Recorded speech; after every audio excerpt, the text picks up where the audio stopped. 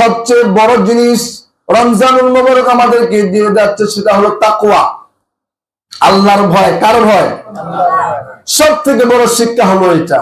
একজন মানুষ অনেক পিপাসিত, রোজা অবস্থায় তার কাছে পানি আছে, নির্জনে সে পানি খাইতে পারবে এমন সুযোগও আছে, তারপরও সে পানি পান করে। এই রমজানের পুরা রোজা, সেহরি, ইফতার, যে মানুষটা দিন সম্পর্কে বেখেয়াল, সেই মানুষটাও একজনকে রাজি খুশি করবার জন্য এই সমস্ত রোজা রাখে। আওয়াজ করে বলেন তিনি কে? আল্লাহকে দেখার জন্য। এর নাম হচ্ছে তাকওয়া। রমজানের বাহিরে যখন আপনি যাবেন, তখন এটা মনে করবেন দুনিয়ার কোন মানুষ আমাকে দেখতেছে না, আমি পানি খাইতে পারবো, তাও পানি খাই না।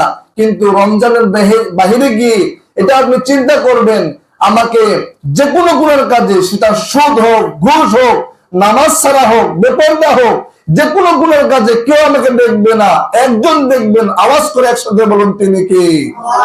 আল্লাহ রাব্বুল আলামিন সূরা আলে ইমরানের 102 নম্বর আয়াতের বর্ণনায় বলছেন, ইয়া আইয়ুহাল্লাযীনা আমানু তাকুল্লাহা হাক্কা তুকাতিহি ওয়া লা তামুতুন্না ইল্লা ওয়া আনতুম মুসলিমুন।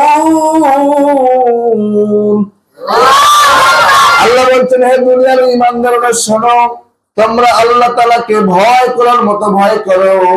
আর শুনে রাখো, যতক্ষণ পর্যন্ত পাক্কা মুমিন না হবে, পাক্কা মুসলমান না হবে, ততক্ষণ পর্যন্ত কবরে আসিও না।